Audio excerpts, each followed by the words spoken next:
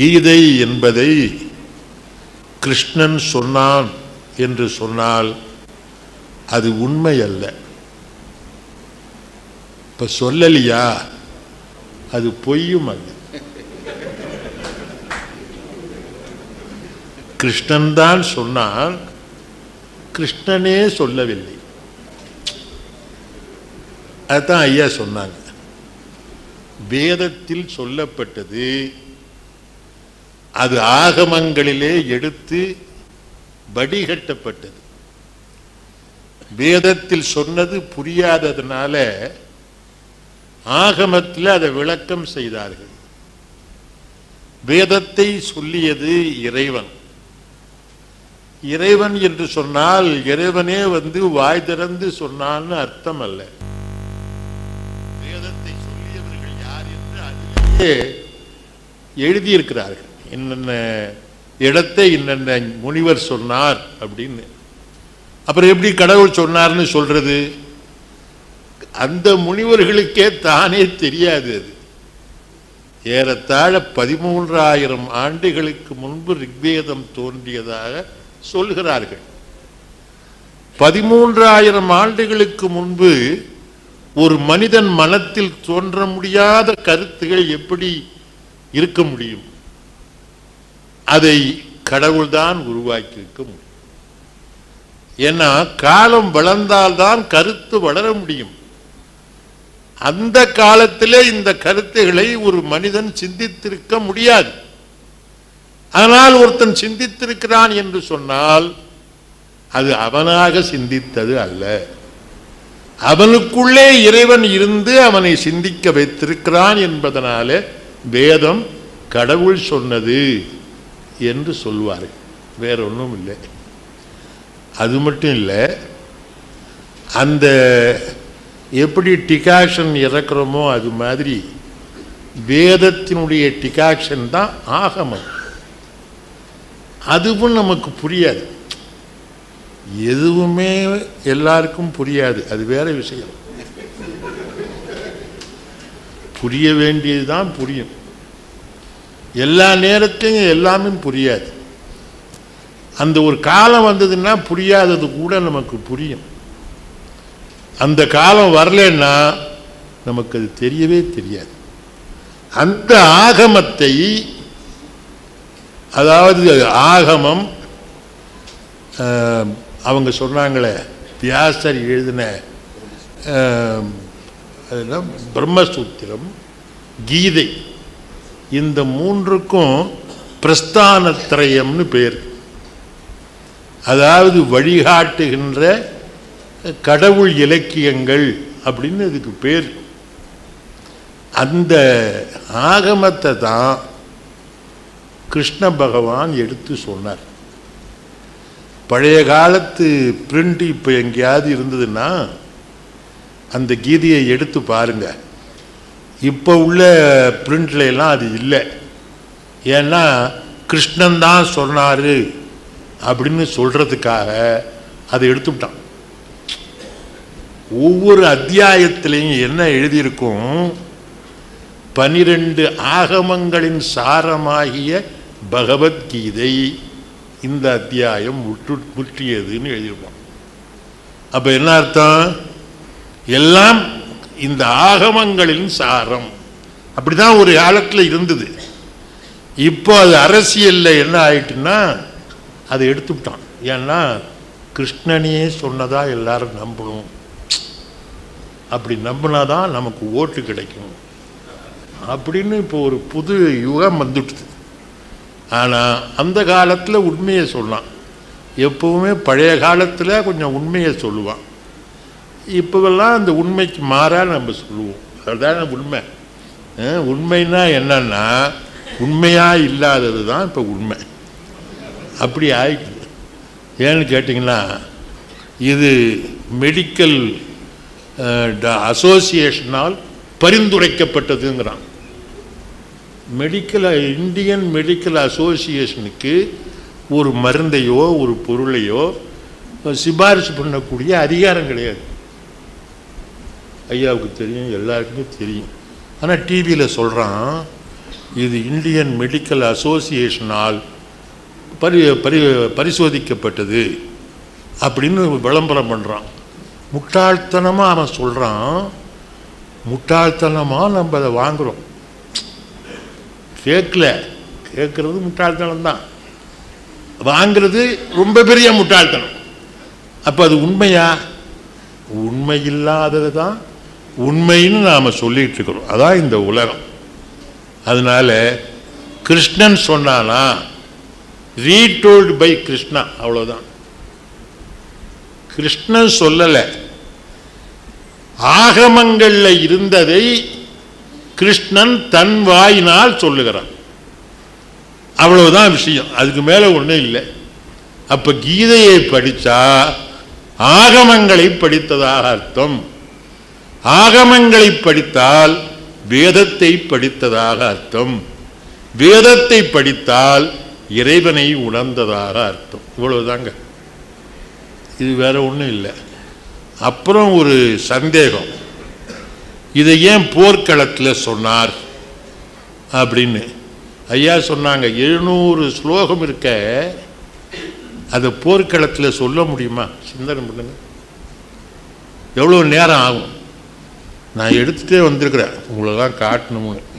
பார்த்துருப்பீங்க, இவ்வளோ பெரிய புஸ்தகத்தை யோகத்தில் போர்க்களத்தில் சொன்னால் அடுத்தவன் அம்பு போட்டுருவான் இல்லைங்களா? எவ்வளவு நேரம் ஆகும்? இவ்வளவு நேரமும் போர்க்களத்தில் ஒருத்தன் சொல்றது ஒருத்தன் கேட்கறதா? அதுக்கு பேர் போர்க்களமா? சீட்டாடுற இடத்துல கூட சொல்ல முடியாது. அப்போ அது ஏன் அர்த்தம் என்ன அதுக்கு அப்படின்னு கேட்டிங்கன்னா, ஒரு சினிமா 3 மணி நேரம் பழைய காலத்தில், இப்போ 2.5 மணி நேரம் 1.5 மணி நேரம் வந்துட்டு இருக்குது. 1.5 மணி நேரத்தில் ஒருத்தர் 30 வருஷத்தினுடைய வாழ்க்கையை காமித்து விடுறான்ல. 30 வருஷம் ஒரு மனிதன் வாழ்ந்த வாழ்க்கையை எவ்வளோ நேரத்தில் காட்டுறான்? 1.5 மணி நேரத்தில் காட்டுறான். இன்னும் சுருக்கி பார்த்தீங்கன்னா அதில் டான்ஸு பாட்டு இதெல்லாம் நீக்கிவிட்டா 3/4 மணி நேரம் தான். 30 வருஷத்து வாழ்க்கையை 3/4 மணி நேரத்தில் காட்டியிருக்கிறான். அதே மாதிரி இது மனுஷனால இது செய்ய முடியுதுன்னா, கிருஷ்ணன் ஒரு கடவுள் அவதாரம், இவ்வளவு பெரிய புஸ்தகத்தை அப்படிங்கிற நேரத்தில் சொல்லிவிடுவார். சொல்ல முடியுமா? முடியாதா? நம்ம கேமராமேனாலேயே 30 வருஷத்தில் 3/4 மணி நேரத்தில் காட்ட முடியும்னா, கிருஷ்ண பகவானுக்கு இவ்வளவு பெரிய புஸ்தகத்தை ஒரு நொடியில் கேட்ட மாதிரி உணர வைக்க முடியுமா இல்லையா? அர்ஜுனனுடைய மனதில் இவ்வளவு கருத்தும் ஒரு நொடியில் போய் சேரும்படியாக கடவுளால் செய்ய முடியும். எப்படி செய்ய முடியும்? அவனால் முடியாதது ஒன்றும் இல்லை, அதனால் முடியும். இதுக்கு மேலே அதுக்கு விளக்கம் சொல்ல வேண்டியது இல்லை. அதனால அவன் சொன்னானா சொல்லலை, சொல்லலையான்னா சொன்னான். எப்படி சொன்னான்? அவனுக்கு புரியும்படி வச்சுட்டான், அவ்வளவுதான். சொன்னா என்ன, அவனுக்கு புரிஞ்சா என்ன? சொல்லிதான் புரியணுமா? சொல்லியே புரிய மாட்டேங்குது, ஆனால் புரிய வச்சிருக்கிறான் சொல்லாமலே. அது ரொம்ப பெரிய விஷயம் இல்லையா? சொல்லி புரியாமல் இருக்கிறத புரிஞ்சுக்கிட்டான், அப்போ அவன் சொல்லிட்டான்னு அர்த்தம். இவன் மனசால நினைச்சான், அவன் மனசில் போய் எல்லாம் சேர்ந்துட்டுது, பதிஞ்சிட்டுது, அவ்வளவுதான். இல்லைன்னா 700 ஸ்லோகத்தை இந்த மாதிரி ஒரு போர்க்களத்தில் செய்ய முடியாது, சொல்ல முடியாது, கடவுளாலையும் சொல்ல முடியாது. அப்போ என்ன மாதிரி சொல்லியிருக்கிறான்? நம்ம சினிமா கதை தான். அப்படி ஒரு செகண்டில் இவன் நினைச்சதை அவன் உணர்ந்துட்டான். ஒருத்தர் நினைச்சதை இன்னொருத்தர் உணர முடியுமா? நிச்சயமாக முடியும். அப்படி பார்த்ததுமே மாடு நமக்கு புரிஞ்சுக்குது, இவன் யாரு, நமக்கு சோறு போடுவானா போட மாட்டானா. ஒரு நொடியில் மாடு, நாய் புரிஞ்சுக்குது, நமக்கு வேண்டியவனா வேண்டாதவனா புரிஞ்சுக்குது. என் பேத்தி ஸ்கூலை விட்டு வரும்போது 4 மணி 4:30 மணி இருக்கும். ஒரு ஃபர்லாங்க்கு முந்தைய அது வந்துக்கிட்டு இருப்பான் ஆட்டோவில். எங்கள் வீட்டு நாய் தூங்கிக்கிட்டு இருக்கும். அந்த ஒரு ஃபர்லாங்கில் வரும்பொழுதே இது டக்குன்னு எந்திரிச்சு அந்த பக்கம் பார்க்கும், வாழை ஆட்டும். இப்போ என்ன அர்த்தம்? ஒரு ஃபர்லாங்க்கு அப்பால் இருக்கிற ஒரு ஆளை தூங்கிக்கிட்டு இருக்கிற நாயால் தெரிஞ்சிக்க முடியுது. நம்மளால் முடியுமா? கிட்ட வந்தாலும் தெரியாது, நமக்கு அடித்தாலும் தெரியாது. அதனால நமக்கு அந்த ஆற்றல் இல்லை, நாய்க்கு அந்த ஆற்றல் இருக்கு. அதனால தான் பெரியவங்கள்லாம் தன்னை நாயின்னு சொல்லிக்கிட்டாங்க. ஏன்? இதுவாது எனக்கு தெரியட்டும்ங்கிறதுக்காக தான். மனுஷனா பிறந்து புண்ணியம் இல்லை, நாய்க்கு தெரிஞ்சது நமக்கு தெரியலே அப்படின்னு வருந்தி இருக்கிறாங்க. அதனால போர்க்களத்தில் இது சொல்லப்பட்டாலும் போர்க்களத்திலேயே சொல்லப்பட்டது அல்ல. அது ஒன்றாச்சா? இன்னொன்று என்ன கீதைக்குள்ளேயே போல கடைசியில் கீதையே இல்லைன்னு சொல்லுவாரோன்னு நினைக்காதீங்க.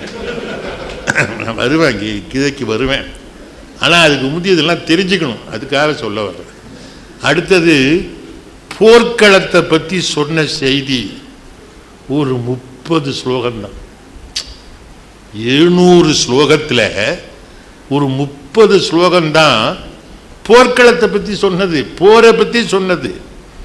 நீ போருக்கு சட்டை போட்டு வந்துட்ட, அம்பு எடுத்துட்டு வந்துட்ட, வில்லை எடுத்துட்டு வந்துட்ட, வந்த பிறகு போர் புரியாமல் இருக்கலாமா? அதுக்கு நீ வராமலே இருந்திருக்கலாம். போர்க்களத்துக்கே வராமல் இருந்தா நீ ஒன்றும் செய்யாமல் இருந்திருக்கலாம். நீ அந்த பெரிய போருக்கு ஆயத்தங்களெல்லாம் செய்துட்டு தேரில் ஏறி ஒன்று நான் வேற இந்த தேரை நடத்தி இங்கே கொண்டாந்து நிறுத்திருக்கிறேன், நான் போர் செய்ய மாட்டேன்னு சொன்னான். இதுக்கு ஏண்டா வந்த அப்படின்னு கேட்பாரா இல்லையா? இது நாம கேட்க மாட்டோமா? அதைத்தான் கிருஷ்ணன் கேட்டான். ஏண்டா போருக்குன்னு வந்துட்டு போர் செய்யாமல் இருக்கிறியே, எதையுமே செய்யாமல் இருக்கணும்னா நீ அதுக்கு போகாமலே இரு, போயிட்டினா செஞ்சிடு. இதுதான் கீதை காட்டுகின்ற பாதை. ஒரு மனிதன் எப்பொழுதும் எதையாவது செய்து கொண்டே இருக்க வேண்டும். நீங்க ஆற்று துடிக்காம இருக்க முடியுமா? முடியவே முடியாது. ஓய்வு எடுக்கவே இல்லை ஆற்று. ஓய்வு எடுக்கலையான்னு யோசனை பண்ணிங்கன்னா மருத்துவ விஞ்ஞானம் சொல்லுது அதுவும் ஓய்வு எடுத்துக்குது. எப்படி எடுத்துக்குது? டக் டக். ஒரு டக்குக்கும் அடுத்த டக்குக்கும் இடையில ஒரு வினாடிக்குள்ள ஒரு ஃப்ராக்ஷன் இருக்கா இல்லையா, அதுல அது தூங்கிடுதான். எப்படிங்க? ஆச்சரியமா இல்லை? ஒரு டக்குக்கும் இன்னொரு டக்குக்கும் இடையில கொஞ்சம் கேப் இருக்கு பாருங்க, அதுல ஒரு தூக்கம் தூங்கிடுதான். இல்லைன்னா அதனால கூட வேலை செய்ய முடியாது. எவ்வளவு அற்புதமான படைப்பு பாருங்க. வேலை செய்து கொண்டே இருக்கிற ஹார்ட் கூட தூங்கிக்கிட்டு தான் இருக்குது. ஆனால் வேலை செய்யாமல் இருக்கிறவன் தூங்குறதை தவிர வேற எதையுமே செய்யறதில்லை. அப்படிப்பட்ட ஒரு உலகத்தில் எதையாவது எப்பொழுதாவது எப்பொழுதும் செய்து கொண்டே இரு. இதைத்தான் கீதை சொல்லுகிறது.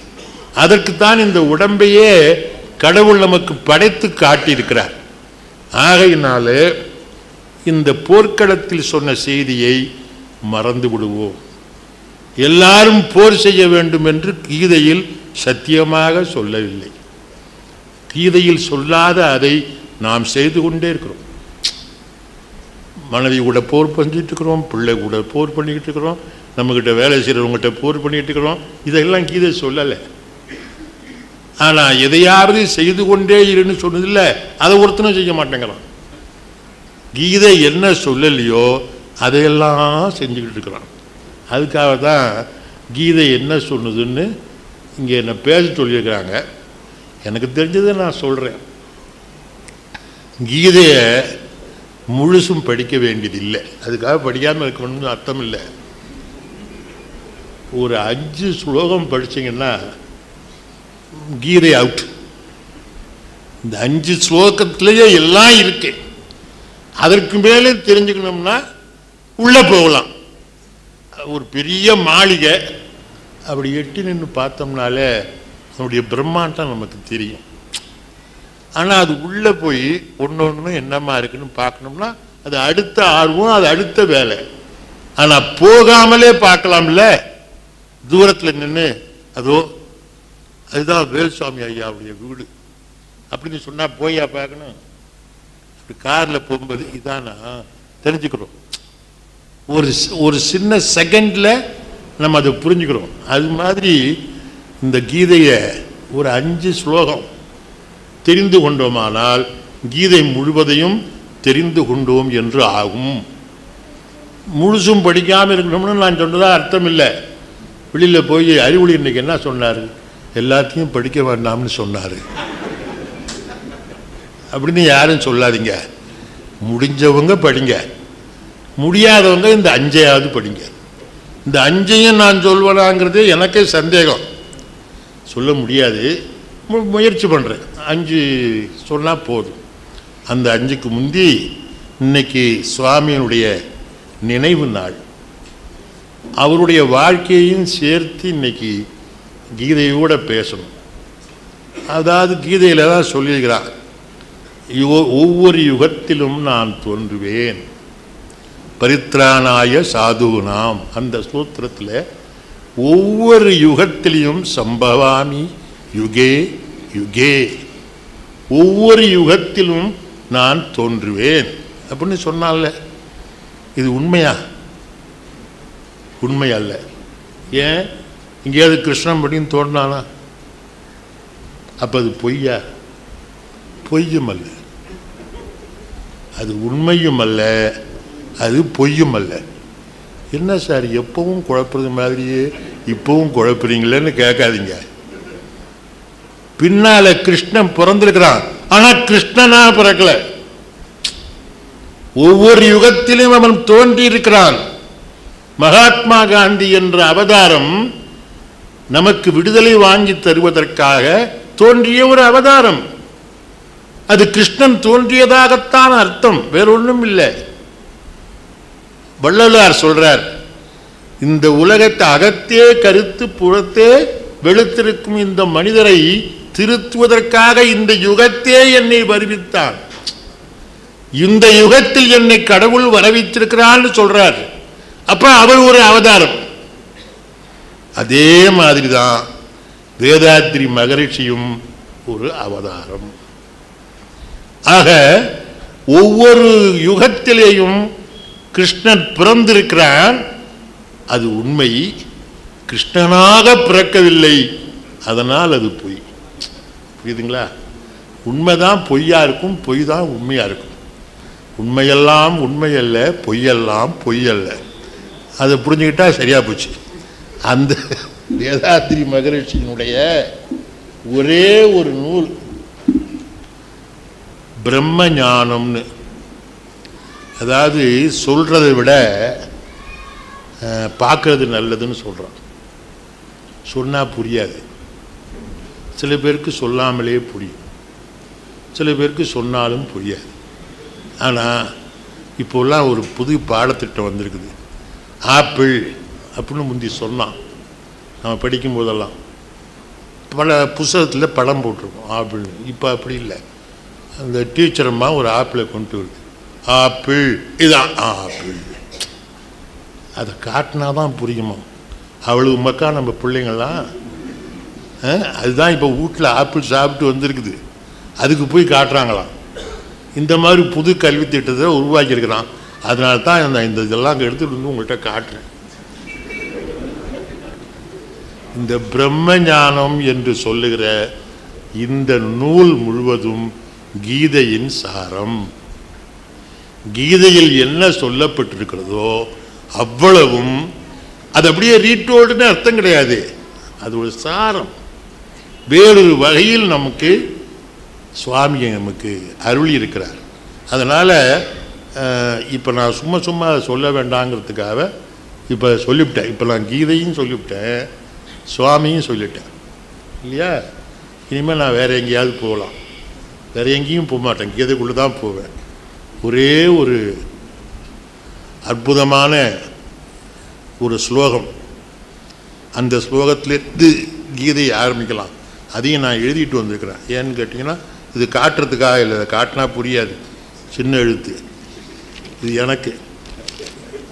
ஏன்னா சமஸ்கிருத ஸ்லோகம், தமிழ் ஸ்லோகம்னா ஞாபகம் வச்சுக்கலாம், சமஸ்கிருத ஸ்லோகம்னா அதை பார்த்து படித்தாதான் சில வார்த்தையை நம்ம உச்சரிக்க முடியும். அதுக்காக நான் எழுதிட்டு வந்திருக்கிறேன். பிரம்மார்ப்பணம் பிரம்மஹவிர் பிரம்மாக்னவு பிரம்மநாகுதம் பிரம்மைவதேன கந்தவ்யம் பிரம்ம கர்ம சமாதினா. இது ஒரு ஸ்லோகம். இந்த ஸ்லோகத்தை நம்முடைய பெரியவங்க என்ன பண்ணியிருக்கிறாங்க, சாப்பிட்றதுக்கு முந்தி நீர் விளையாடிட்டு சாப்பிட்றாங்கல்ல பெரியவங்க தான், அப்போ சொல்லணும்னு இருக்கான். ஏன்னா அது ரொம்ப நல்ல ஸ்லோகம். இதை மற்ற நேரத்தில் சொல்லணும்னா மறந்துடுவான். சாப்பிட்ற நேரத்துலன்னா இதை சொல்லிட்டு தான் சாப்பிட்ணும்னு சொல்லிட்டா அப்போ சாப்பாடு ரொம்ப முக்கியம். சாப்பாட்டுக்கு முந்தி இதை சொல்லணுங்கிறதுனால அதுவும் முக்கியம். பாருங்க, குளிக்கிறதுக்கு முந்தி சொல்லணும்னு சொல்லிருக்கானோ, சொல்லலை. ஏன்? குளிக்காமே மனுஷன் இருந்துருவான். சாப்பிடாம இருப்பானா? இருக்க மாட்டான். அதனால என்ன பண்ணியிருக்கிறான், சாப்பிட்றதுக்கு முந்தி இதை சொல்லு. இந்த ஸ்லோகத்தை சாப்பிடும் பொழுது அந்த சாப்பாடே பிரம்மம், அன்னம் பிரம்மம். நம்முடைய வேதம் சொல்லுகிறது அன்னமே பிரம்மம். இது நமக்கு புரியுதோ? எனக்கு முதல்ல புரியல, அப்புறமா புரிஞ்சிச்சு. நீங்கள் எங்கேயாவது கேள்விப்பட்டிருப்பீங்க, உங்களுக்கு புரிஞ்சிருக்கலாம். புரியலன்னா நான் புரிஞ்சுக்கிட்டதை சொல்கிறேன். அண்ணன் எப்படி வந்தது? ஒரு நெல்லை போட்டு யாரோ ஒருத்தன் உழுது எருவிட்டு மழை பெஞ்சு சூரிய வெளிச்சம் வந்து இவ்வளவும் வந்ததுனால அந்த நெல் ஒன்று பலவாக விரிந்தது. அதிலிருந்து தான் இந்த சாப்பாடு வந்திருக்குது. இதை மனுஷன் செஞ்சானா? மனுஷன்தான் செஞ்சான். மனுஷனே செஞ்சானா? மழையில் இந்த நெல் வெடிச்சு முளைக்கிறத நெல்லு தான் செய்ய முடியும், மனுஷன் செய்ய முடியாது. நெல்லே செய்யணும்னா நெல்லுக்கு அறிவு கிடையாது. அறிவில்லாத எப்படி செய்யும்? அறிவுள்ளவனே செய்ய மாட்டேங்கிறான். அறிவில்லாத நெல் எப்படி செய்யும்? அதை செய்ய வைக்கிறது இயற்கை இல்லையா? அந்த இயற்கைக்கு இன்னொரு பெயர் கடவுள். அவ்வளவுதான். அதனால தான் அன்னம் பிரம்மம். பிரம்மம் இல்லை என்றால் உன் இலையில் இருக்கின்ற சோறு உனக்கு வந்து சேர்ந்திருக்காது என்று நம்முடைய வேதம் சொல்லுகிறது. அதைத்தான் இந்த நான் இப்பொழுது சொன்னதும் புரிகிறது. என்ன அப்படின்னா, பிரம்மத்துக்கு அர்ப்பணம் செய்கிறாயே ஒரு யாகத்திலே ஒரு கரண்டி, அந்த கரண்டி கூட பிரம்மம். பிரம்மார்ப்பணம், அர்ப்பணம் செய்கின்ற கரண்டியும் பிரம்மம். இது சரிதானா? சரியில்லாத மாதிரி தெரியும். முதல்ல சரியில்லாத மாதிரி தெரிஞ்சாதான் அப்புறம் அது சரியாகும். முதல்லையே சரியாயிட்டதுன்னா தான் நமக்கு தெரிஞ்சு போச்சே அப்படின்னு போயிடுவோம் இல்லைங்களா? இந்த கரண்டி எதில் செஞ்சான்? இப்போவெல்லாம் யாகத்துக்கு கரண்டி லோகத்தில் செய்கிறான். லோகத்தில் செஞ்சதை யாகத்தில் பயன்படுத்தக்கூடாது, ஒரு சட்டம். மரத்தில் செஞ்சதை தான், மரக்கரண்டியை தான் யாகத்துக்கு பயன்படுத்தணும். மரம் எதுலேருந்து வந்தது? நான் சொன்ன அன்னம் பிரம்மம் மாதிரி ஒரு பூமியில் இருந்து இயற்கையினாலே கடவுள் அருளாலே தோன்றிய ஒரு மரத்தில் இருந்துதான் அந்த கரண்டி வந்திருக்க முடியும். அப்போ அந்த மரத்தை தோன்ற வைத்தது பிரம்மம். அப்படியானால் அந்த கரண்டியும் பிரம்மம். அந்த யாகத்தில் போடுறமே அதுவும் என்ன? பிரம்மார்ப்பணம் பிரம்மனாகுதம். ஆகுதி பொருள். ஆகுதி பொருள்னா யாகத்தில் என்னென்ன போடுறோமோ அதெல்லாம் 108 பொருள்கள் போடலாம் யாகத்தில் அப்படின்னு சொல்லப்பட்டிருக்குது. அந்த 108 இப்போ நமக்கு உடனே கிடைக்காது. கிடைச்சதை வச்சு ஐயர் என்ன பண்ணுவார், இதோடு 108ஐயும் சேர்த்து போட்டேன்னு சொல்லிடுவார். நமக்கு தெரியாது அவர் என்ன சொன்னார்னு நமக்கு தெரியுமா? தெரிஞ்சதுன்னா அடுத்த நாள் ஐயரை கூப்பிடவே மாட்டான். நமக்கு தெரியாத வரைக்கும் தான் அவரை கூப்பிடுவோம். தெரிஞ்சதுன்னா கூப்பிடவும் மாட்டான், கொடுக்கறத கொடுக்கவும் மாட்டான். அதனால் அவர் என்ன பண்ணுவார், ஒரு 20 போட்டுவிட்டு இத்தோடு 108 போட்டு விட்டேன் அப்படின்னு விடுவார். 108 போட்டேங்கிறது நமக்கு 20 போட்டேன்னு சொன்னதே நமக்கு தெரியாது. அப்புறம் 108 போட்டேன்னு சொல்கிறது எப்படி நமக்கு தெரியும்? ஒன்றுமே தெரியாது. ஒன்றுமே தெரியாமல் தான் நம்ம உட்காந்துருக்கோம். ஏன் உட்காந்துருக்கோம்? இதெல்லாம் செஞ்சால் நல்லதுன்னு சொல்லியிருக்காங்க அப்படிங்கிறதுனால உட்காந்துக்கிறோம். அதுதான், அது தவிர வேறு ஒன்றும் இல்லை. அப்படி அந்த 108 பொருள்களும் தானியங்கள், பல தானியங்கள், தங்கம், வெள்ளி, இதெல்லாம் கூட யாகத்தில் போடலாம். இது ஒவ்வொன்றையும் மனிதன் செய்யவில்லை. இந்த தங்கத்தை மனுஷன் செஞ்சானா, தங்கத்துக்கு 5 நிமிஷத்துக்கு கொடுத்தாலும் விலை உண்டாக்குறான். அதுதான் அவன் செய்வான். காலையில் ஒரு வேலை, இன்னைக்கு ஒரு வேலை. அது எப்படி? ஒரு பொருளை இந்த வருஷம் நல்லா விளைஞ்சது அப்படின்னு சொன்னால் விலை குறையும். இந்த வருஷம் ஒன்றும் விளையவே இல்லைன்னா விலை கூடும். இதானே நியாயம். இப்போ 5 நிமிஷத்துக்கு கொடுத்தாலும் தங்கம் வெட்டுறானா? இருக்கிற தங்கத்துக்கு புதுசு புதுசாக விலை சொல்கிறான். நாம் அதை வாங்கிக்கிட்டே இருக்கிறோம். அதை விட இன்னொரு பெரிய விஷயம் இருக்குது. சேதாரம்னு பழைய காலத்தில் ஒன்று உண்டு, இப்போ இல்லையாகிறான்.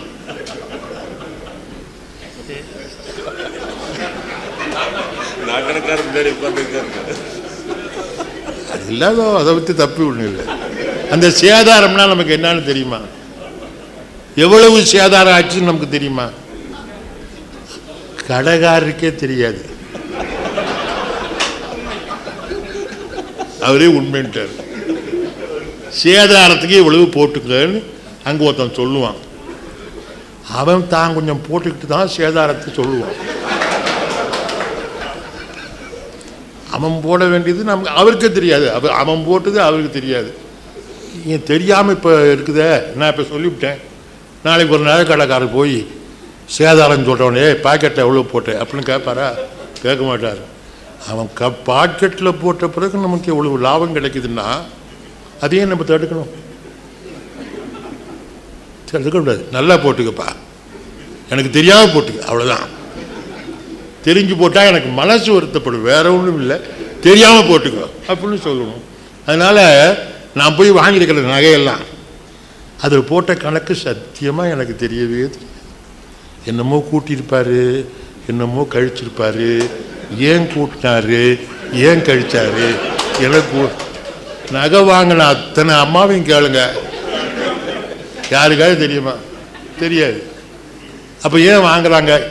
தங்கம் ரைட்டு, ஒரு குண்டுமணி தங்கமாவது இருக்கணும் அப்படிங்கிற ஒரு விஷயத்துக்காகத்தான் நாம் வாங்குகிறோம். அந்த மாதிரி தான் வாழ்க்கையும் கூட. நம்ம கவலைப்படாமல் எல்லாத்தையும் தெரிஞ்சுக்கிட்டு ஒரு மனுஷன் வாழ முடியாதுங்க. அவ்வளவும் தெரிந்து கொண்டு ஒரு மனிதன் வாழவே முடியாது. அவ்வளவும் தெரிஞ்சா வாழ வேண்டாம்னு நினச்சிடுவோம். அவ்வளவு விஷயம் தெரிஞ்சதுன்னு வச்சுங்க, இந்த வாழ்க்கை வேண்டாம் விடுவோம். பால் இருக்குங்களே, இந்த பாலுக்கு பூலோக தேவாமிர்தம்னு பேர். தேவாமிர்தம் பூலோகத்துக்கு வந்தது மாதிரியாம். பசு மூலமாக அந்த பால் வந்துடுதான். அதில் நுர வரணுங்கிறதுக்காக டிட்டர்ஜென்ட் சேர்க்குறான். அது வெள்ளையாக போகணுங்கிறதுக்காக சர்ஃபு சேர்க்குறான். இப்போ தேவாமிர்தம் என்ன ஆயிட்டுது? சாராயத்தை விட மோசமாக போயிட்டு.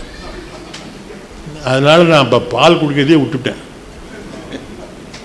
வந்தோடனே கேட்டார் நாராயணன், பால் சொல்லுவான்னு.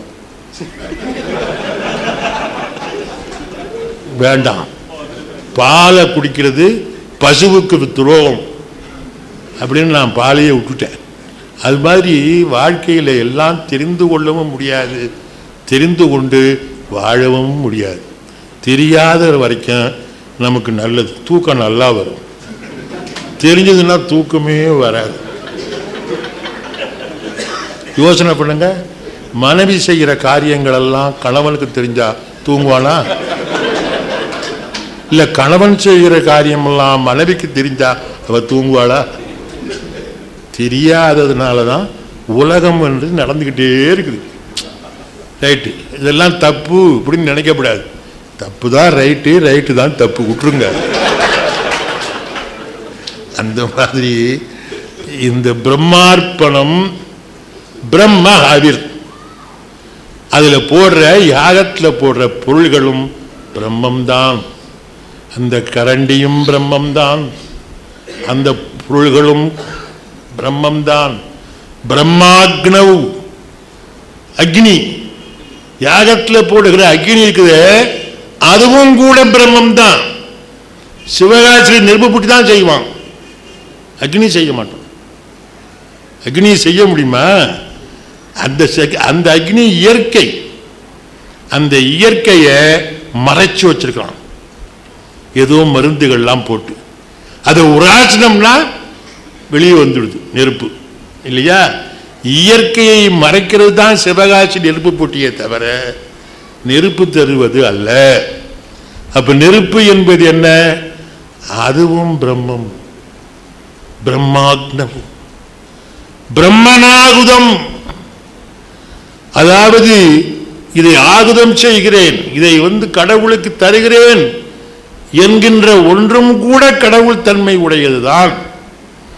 அது மட்டும் இல்லை, கடைசியா ஒன்று சொன்னார், அதாவது பிரம்மைவதேன கந்தவ்யம் பிரம்ம கர்ம சமாதினா. இதுக்கு என்ன அர்த்தம்னா, ஒரு யாகம் நடக்குதுன்னு வச்சுங்க, அங்கே ஒரு அடுப்பு வச்சு, முந்தியெல்லாம் கல்லில் தான் வைக்கணும், 72 கல் வச்சு ஒரு சதுரமாக செய்வாங்க. இல்லைன்னா ஒவ்வொரு வடிவத்துக்கும் கணக்கு இருக்குது, அதில் தான் செய்யணும். இப்போலாம் என்ன பண்ணுறான்னா, கீழே மொசைக் தர, இல்லைன்னாக்கா இந்த வெள்ளை சலவைக்கல், இதில் அதெல்லாம் வச்சா கருத்து போயிடுது. அதனால் இப்போ என்ன பண்ணுறாரு ஐயர், அது இந்த தீ உள்ளே வராத அளவுக்கு ஒரு இரும்பு பொட்டி வச்சுருக்காரு. இரும்புலேயே ஒரு அடுப்பு இருக்குது, அதுதான் இப்போ யாகம் பண்ணுறான். இரும்பு அடுப்பில் செய்யக்கூடாதுன்னு வேதத்தில் சொல்லியிருக்கு. சொன்னது நமக்கு தெரியாது இல்லை, வேதமே நமக்கு தெரியாது, அப்புறம் அதில் சொன்னது எப்படி நமக்கு தெரியும்? தெரியவே தெரியாது. கருப்பு, அதுவும் கருப்பு லோகத்தில் செய்யக்கூடாதுன்னு கண்டிச்சு போட்டிருக்கான். வெள்ளியில் கூட செய்யலாம், தங்கத்தில் செய்யலாம், இரும்பில் செய்யக்கூடாது. இரும்பில் தான் கொண்டு வர்றான். இப்போ பெருசாக ஒரு அடுப்பு கொண்டு இது பண்ணியிருக்கிறான். அதை வச்சோடனே அந்த கீழே அந்த ஃப்ளோரிங் கெட்டு போகாது, இல்லைன்னா மண்டபத்தை விட்டு வெளியிலேயே வர முடியாது. ஃப்ளோரிங் கருத்து போயிட்டுனா அதுக்கு ஒரு 1000 ரூபா குடும்பம் இல்லையா? அதனால அப்படி ஒரு அடுப்பு வச்சிருக்கிறான். இந்த மாதிரி எல்லாம் போட்டு நெருப்பு போட்டு இந்த ஆகுதி பொருள்களை போட்டு எல்லாம் போட்டு கரண்டியையும் எடுத்து அப்படி காமிச்சுட்டா யாகம் முடியாது. நல்லா கவனிங்க, இந்த யாகம் நடக்கிற இடத்துல ஒரு ஐயர் எதுவுமே செய்யாமல் உட்காந்துருப்பார். மற்ற ஐயர் ஒருத்தர் மந்திரம் சொல்லுவார், ஒருத்தர் நெய்யை ஊற்றிக்கிட்டே இருப்பார். நெய்யை ஊற்றுறவருக்கு ரொம்ப சௌகரியம், யாரும் பார்க்காதப்ப இங்கேயும் ஊற்றிட்டு இங்கேயும் ஊற்றுக்குவார். இது ஏன் ஊற்றுறாங்கன்னா இதுவும் அக்னி தானே, இங்கேயும் அக்னி, ஜாடரா அக்னின்னு பேர். ஜடா அக்னின்னா ஜடமாகிய உடம்பில் இருக்கிற அக்னின்னு பேர். இது இரும்பு அடுப்பில் உள்ள அக்னி, அதிலேயே ஊற்றும் போது இது இயற்கையான அக்னி, இதில் ஊற்றாமல் இருக்கலாமா? அதுக்காக என்ன பண்ணுவார், அதை கொஞ்சம் விட்டுட்டு போயிடுவார். இப்போ தான் டாக்டர்கள்லாம் சொல்கிறாங்க நெய் சாப்பிடக்கூடாது, நெய் சாப்பிடக்கூடாதுன்னு. அவனுக்கு என்ன வந்ததோ தெரியல, கொலஸ்ட்ரால் வந்தவன் நெய் சாப்பிடக்கூடாது, அவ்வளவுதான். அதுக்காக எவனுமே சாப்பிடக்கூடாதுன்னு இருக்கான். எனக்கு அந்த காலத்தில் நான் பார்த்துருக்குறேன், கீவா ஜெகநாதன் ராசிபுரத்துக்கு போய் இவ்வளோ பெரிய குவளையில் நெய் வாங்கி அப்படியே சாப்பிடுவார். அவருக்கு கொலஸ்ட்ராலே வரல. கொலஸ்ட்ரால் வந்தவனுக்கு தான் நெய் கூடாதே தவிர, பல பேர் தெத்து வியாதி வந்துடும் சொல்லி இப்போவே சர்க்கரை சாப்பிடாமல் இருக்கிறாங்க 20 வயசுலேயே. அது பெரிய தப்பு. அதாவது சர்க்கரை வியாதி வந்த பிறகு தான் சர்க்கரை சாப்பிடக்கூடாது. வியாதி வராமலே சாப்பிடாம இருந்தால் அந்த வியாதி வராமல் இருக்கணுமா, அதுக்காக ஒரு சாப்பிடாம. நீ என்ன சாப்பிட்டாலும் வரணும்னு இருந்தால் வந்துடும். அதை ஒன்றும் மாற்றவே முடியாது. முந்தியெல்லாம் அப்பாவுக்கு அம்மாவுக்கு இருந்தால் வந்துக்கிட்டு இருந்தது, இப்போ இல்லைன்னாலும் வருது. என்ன காரணம்னா இந்த பாலில் கலப்படம் பண்ண மாதிரி எத்தனையோ கலப்படங்கள் அதனால் வந்துக்கிட்டு இருக்குது. அதனால் எல்லாத்தையும் ஒவ்வொருத்தன் ஒன்று ஒன்று செஞ்சுக்கிட்டு இருப்பான். ஒருத்தன் நெய் ஊற்றுவான், ஒருத்தன் அந்த அடுப்புலையே ரொம்ப முக்கியமானது யாருக்குமே தெரியாமல் கூடாது அப்படி மறைச்சி ஒன்று போட்டுருவோம், ராட்டி. ராட்டியை வெளியில் இது தெரியக்கூடாது. ஏன்னா ராட்டி போட்டு தான்டா யாகம் பண்ணுறான்னு தெரிஞ்சிருப்பான். அதுக்காக அப்படி உள்ளங்கையிலேயே அதை வளைச்சி வச்சுருப்பான். அப்படியே என்னவோ போடும்போது டப்புன்னு போட்டுருவோம். அது போட்டால் தான் நல்லா எரியும். அது ஒன்றும் தப்பு இல்லை. பசுவினுடைய சாணத்தில் செஞ்சதை அதில் போடுறது நல்லது தான். அது நல்லது தான் அவனுக்கும் தெரியல, நமக்கும் தெரியல, மறைச்சு போடுறோம். இப்போ அதை ஒருத்தன் போடுவான். இது மாதிரி ஒன்று போடுறானா ஒரு ஆள் மட்டும் அப்படியே உட்காந்துருப்பான். அவன் என்ன பண்ணிக்கிட்டு இருக்கான்? கடவுளை தியானம் பண்ணி கொண்டிருக்கிறான். அப்படி யாகம் செய்கிற இடத்தில் நெய் விட்டால் போதாது, நெருப்பிருந்தால் போதாது, அந்த தானியங்களை போட்டால் போதாது. ஒருவன் அங்கே இருந்து தியானம் பண்ணிக்கொண்டே இருந்தால்தான் யாகம் சக்சஸ் ஆகும். அதைத்தான் இந்த ஸ்லோகத்தில் கடைசியில் சொல்லுது. பிரம்மார்ப்பணம் செய்யும் பொழுது பிரம்ம கர்ம சமாதினா, சமாதி நிலையில இருந்து பிரம்மத்தை நினைக்கணுங்கிறான். அப்படி நினைச்சாதான் அது. நம்ம நினைக்கிறவன் யாரு? மனுஷன். மனுஷங்கிறவன் யாரு? ஆத்மா உள்ளவன். ஆத்மாங்கிறது என்ன? அதுவுமே பிரம்மத்தின் ஒரு கூறு. புரியுதுங்களா? இந்த பிரம்மம் தான் அந்த பிரம்மத்தை அடைய முடியும். பிரம்மம் இல்லாமல் பிரம்மத்தை அடைய முடியாது. எல்லாத்தையும் வச்சுவிட்டு பிரம்மம் அடைஞ்சுக்குன்னு நினைக்கக்கூடாது. இப்போ நம்ம ஒரு சாமிக்கு படைக்கிறோம், பொங்கல் வெட்டி படைக்கிறோம், வாழைப்பழம், தேங்காய், வெத்தலை, பாக்கு, நெருப்பு, தூபக்கால், சூடம் எல்லாம் வச்சு படைக்கிறோம். இதெல்லாம் பிரம்மத்தினுடைய பொருள்தானுங்களே, எல்லாம் பிரம்மந்தான். இது மட்டும் செஞ்சால் படையல் ஆகாது. அது என்ன பண்ணும்? கொஞ்சம் தண்ணியை எடுத்து, தீர்த்தத்தை எடுத்து, அந்த தீர்த்தத்தை இந்த பொருள்கள் மூலமாக மூட்டு தரும். அப்படி நீர் விழாவுதல்னு பேர் தமிழில். அப்படி விழாவி அப்படி காட்டணும். என்ன? உனக்கு இதையெல்லாம் நான் படைத்திருக்கிறேன், ஏற்றுக்கொள் அப்படின்னு மனசால நினைச்சாதான் அது அந்த கர்மம் முடிஞ்சதுன்னு அர்த்தம். நீங்க ஐயரை பாருங்க, அன்னம் சமர்ப்பயாமி, புஷ்பம் சமர்ப்பயாமி, இதான் வைக்கிறியா? அப்புறம் சமர்ப்பயாமின்னு சொல்ற? பூ வைக்கிறேன்னா வச்சிட வேண்டியதானுங்களே. பூவை வைக்கிறேன் அப்படின்னு ஏன் சொல்லணும்? சொல்லலைன்னா வச்சதாகாது. வச்சாலே வச்சதாகாது. ஏன்? வைக்கிறவனாகிய பிரம்மம் சொல்ல வேண்டும், வாயினால் சொல்ல வேண்டும், மனசால் நினைக்க வேண்டும், கையினால் வைக்க வேண்டும். இந்த மூன்றையும் செய்தால்தான் அந்த செயல் பூர்த்தியாகும் அப்படின்னு சொல்லிவிட்டு கீதை என்ன சொல்லுகிறது இந்த ஸ்லோகத்தில்? பிரம்மைவதேன கந்தவ்யம், பிரம்மத்திலே இருந்து வந்த பொருள்களை பிரம்மத்துக்கே யாகம் செய்து பிரம்மத்தை அடைகிறோம். புரியுதுங்களா? பிரம்மத்தை அடைய வேண்டும் என்றால் பிரம்மத்தாலே தான் பிரம்மத்தை அடைய முடியும், வேறொன்றால் அடைய முடியாது. அவன் அருளாலே அவன் தாழ் வணங்கி, சிவபுராணத்தில் சுருக்கமாக சொல்லிவிட்டார். இதுதான் இந்த ஸ்லோகம் சொல்லுகிறது. ஆகையினால் கீதை என்ன சொல்லுகிறது? ஐயா, இந்த பிரபஞ்சம் முழுவதும் அணுக்களாக பிரம்மம் நிரம்பி இருக்கிறது. அணுக்களாக நிரம்பி இருக்குது. தனியா எங்கேயும் இல்லை, எல்லாம் அணுவா இருக்குது. எவ்வளவு பெருசு பிரபஞ்சம்! மாணிக்கவாசகர் சுவாமி சொல்றார், அதாவது 101 கோடியின் மேற்பட விரிந்தன. இந்த சின்ன உலகம் எவ்வளவு பெருசு வச்சுங்களேன் ஒரு பேச்சுக்கு. சூரியன் எவ்வளவு பெருசு, சந்திரன் எவ்வளவு பெருசு, இதுக்கெல்லாம் அண்டம்னு பேர். ஏன்னா முட்டை மாதிரி இருக்குதான். இவன் போய் பார்க்காமலே அது முட்டை மாதிரி இருக்குன்னு சொல்லியிருக்கான் பாருங்க. பார்த்தவன் சொல்றத பார்க்காமலே சொல்லியிருக்கிறான் நம்ம ஆளு. 101 கோடியில் மேற்படகள் இருந்தன, 101 கோடி அண்டங்கள் இருக்கின்றன என்று மாணிக்கவாசக சுவாமிகள் தன்னுடைய ஞானத்தினாலே இதை சொன்னார். அவ்வளவு பெருசு இந்த பிரபஞ்சம். அந்த பிரபஞ்சம் முழுவதும் அணுக்களாலே பிரம்மம் நிரம்பி இருக்கிறது. இது திடீர்னு ஒரு பெரிய வெடிப்பு நிகழ்ந்து ஒவ்வொன்றாக போய்விட்டது என்று இன்றைக்கு விஞ்ஞானிகள் அதை சொல்லுகிறார்கள். எது வெடித்தது? பிரம்மம் தான் வெடித்தது. வேறு எதுவும் வெடித்திருக்க முடியாது. அதை ஈசாவாசிய இதில் உபனிஷத்தில் சொல்கிறான். அதுவும் ஆகமம். ஒன்றே ஒன்றுதான் இருந்தது, அதுதான் பலவாக போய்விட்டது. கடவுள் ஒரே ஒரு பொருளாக இருந்து பலவாக போய்விட்டார் என்று நம்முடைய சமயம்தான் சொல்லுகிறது. இதை பிரம்ம ஞானத்தில் நம்முடைய சாமி சொல்றார்.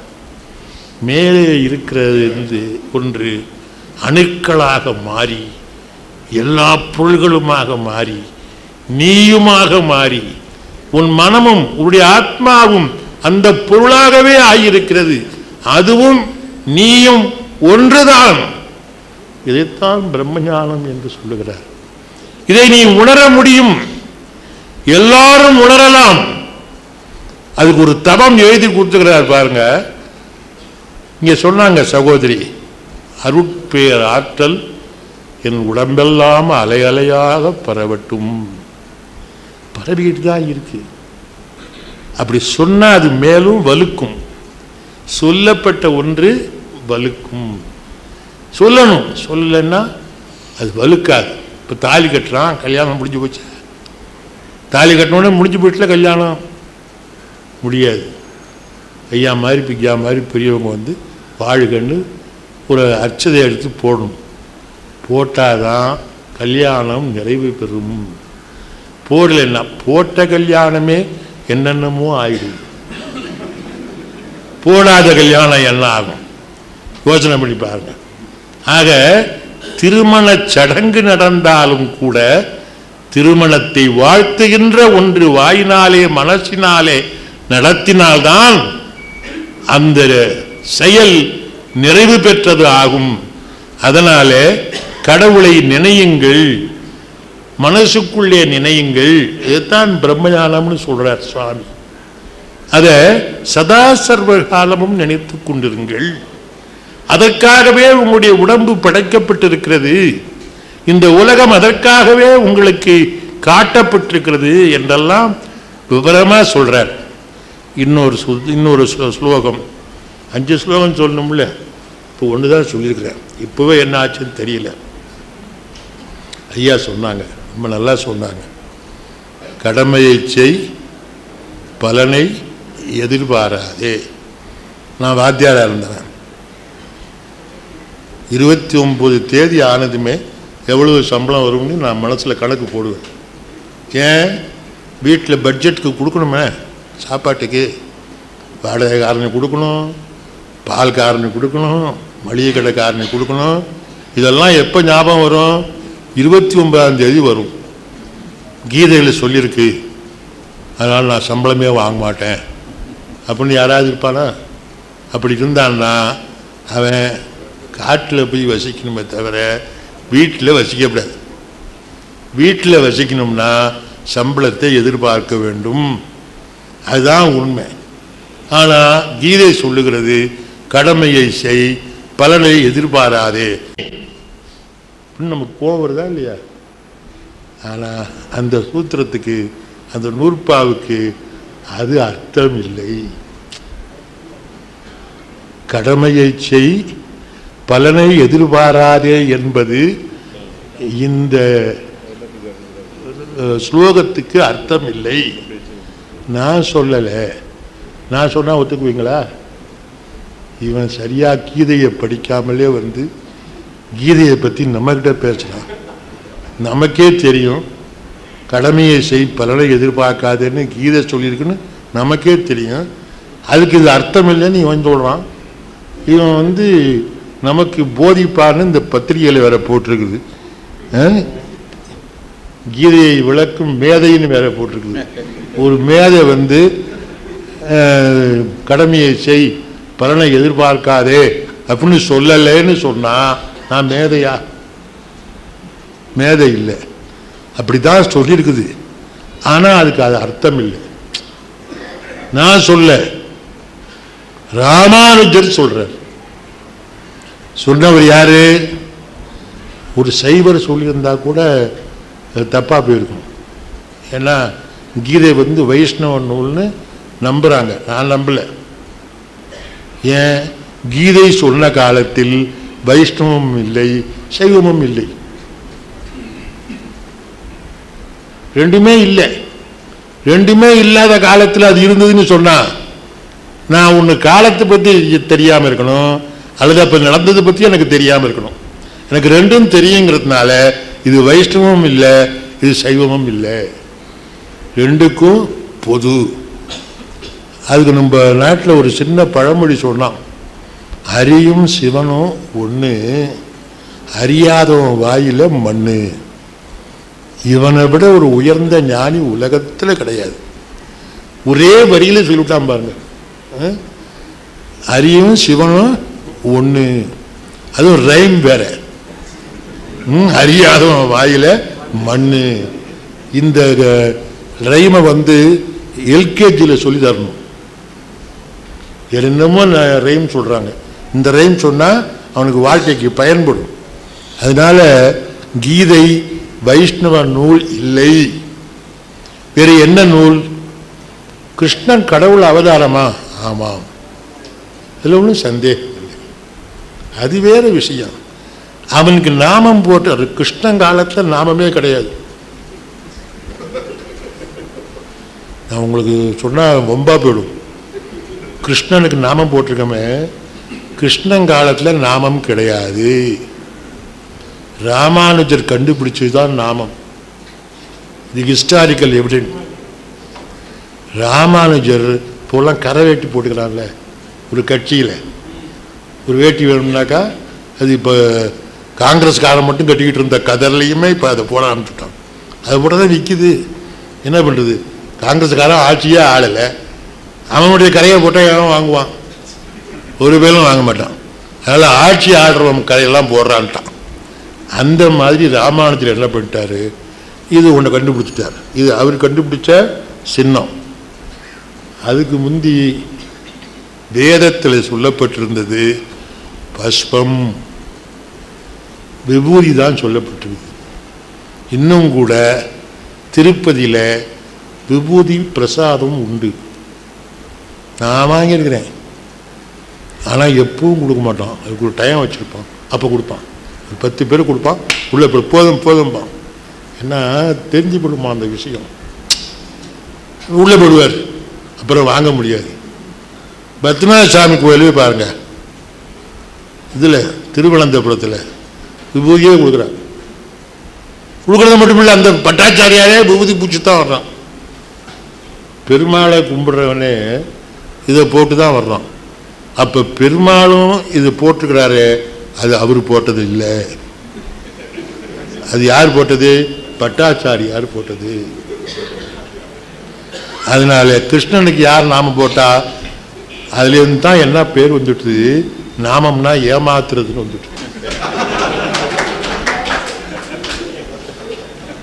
நாமம் போட்டாயாங்கிறான்ல, கடனை வாங்கிட்டு நாமம் போட்டான்லாம் என்ன அர்த்தம்? கிருஷ்ணன் போடாதது கிருஷ்ணனுக்கே போட்டான்ல அப்படின்னு எனக்கு தோணுது.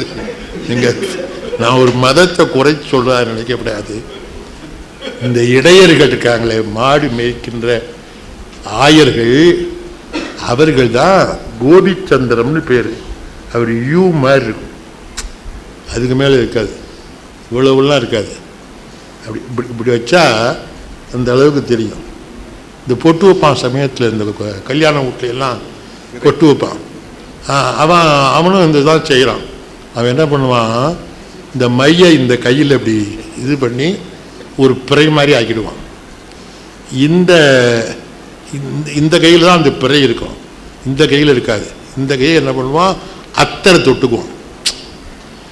இந்த பொட்டு வைக்கிறதுக்கு சென்டர் பண்ணோம்ல, மூக்கை தானே பிடிக்கணும். இப்படி மூக்கை பிடிச்சோடனே அத்தரை வாசிக்கும்.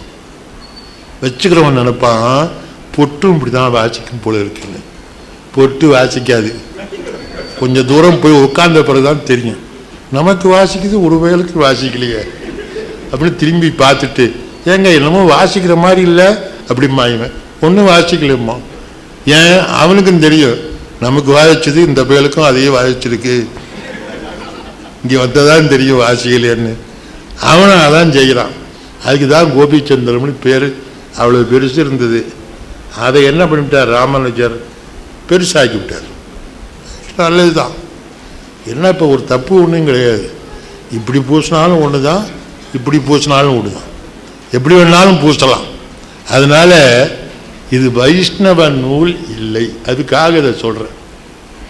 கிருஷ்ணன் கடவுள் அவதாரம், அதில் எனக்கு ஆட்சேபனையே கிடையாது. மகாத்மா காந்தியே கடவுள் அவதாரம் நான் ஒத்துக்கிறேன். நம்முடைய மகிழ்ச்சியே கடவுள் அவதாரம்னு நான் ஒத்துக்கிறேன். வள்ளலார் கடவுள் அவதாரம் நான் ஒத்துக்கிறேன். இன்னும் சொல்ல போனால், அடுத்தவனுக்காக எவன் மனமுவந்து இறங்குகிறானோ, தர்மம் செய்கிறானோ, அவனெல்லாம் கடவுள் அவதாரம். ஒருத்தம் போட்ட பிச்சைக்காரனுக்கு ஒருத்தம் போட்ட காசை அவன்தான் குடனாச்சேன்னு சொல்லி எடுத்துட்டு போறானே, அவன்தான் மனுஷன். மற்றவன்லாம் கடவுள். போடுறவன் கடவுள், திருடுறவன் மனுஷன். சுருக்கமாக சொன்னால் அவ்வளவுதான். அதனால சாமியே சொன்னார், கொலை செய்யாதே, புலால் உண்ண வேண்டாம், திருட வேண்டாம், ஒருத்தருக்கு உள்ள உரிமையை தடுக்க வேண்டாம். நம்ம சாமி சொல்ற பிரம்மத்தை அடைய வேண்டும் என்றால் இன்னொருவருக்கு உள்ள உரிமையை நீங்கள் தவிர்க்க கூடாது. மனைவிக்கு கொடுக்க வேண்டிய உரிமையை கணவன் கொடுக்க வேண்டும். பிள்ளைக்கு கொடுக்க வேண்டிய உரிமையை தந்தை கொடுக்க வேண்டும். கணவனுக்கு கொடுக்க வேண்டிய உரிமையை ஒரு பாதி அளவாவது மனைவி கொடுக்க வேண்டும். ஏன் சார் இப்படி சொல்றீங்க? அதில் ஒரு விஷயம் இருக்குது, அதுக்கு மேலே அதை சொல்ல முடியாது. ஏன்னு கேட்டிங்கன்னா, ரொம்ப மயக்கம் ஆண் மேலே பெண்ணுக்கு ரொம்ப மயக்கம் வராது. ஆனால் பெண் மேலே ஆணுக்கு அதிகமாக மயக்கம் வரும். 98% மனைவி பேச்சை கேட்பான். அதுதான் உண்மை. அப்போ 2% கேட்க மாட்டானா, அவன்லாம் கல்யாணம் ஆகாதவன். முடிச்சு வச்சுங்களா? அவ்வளவுதான் உண்மை. அதனால கடமையை செய், பலனை எதிர்பார்க்காதேன்னா என்ன அர்த்தம்? எதிர்பார்த்து புண்ணியம் இல்லப்பா. கர்மண்யேவ அதிகாரத்தே மா பலேஷு கதாச்சன மா பல ஹேதுர்பூ. அது மட்டும் இல்லை, மா சங்கோஸ்தம கர்மணி. இந்த சூத்திரம் இதான். கர்மத்தை செய், பலனை எதிர்பார்க்காது.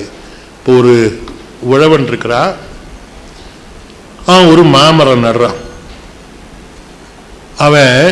அவன் தான் நட்டான். இயற்கையில் எல்லார் வீட்டு மாமரமும் விளைஞ்ச மாதிரி விளைஞ்சது. அவன் அந்த பழத்தை சாப்பிடணும்னு ஆசைப்படப்படாதா? இதை சொல்லுது. மரத்தை நடு, பழத்தை எதிர்பார்க்காதுன்னு சொல்லுது. இது சரிதானா? சரிதான். ஆனா சரியில்லை தான்.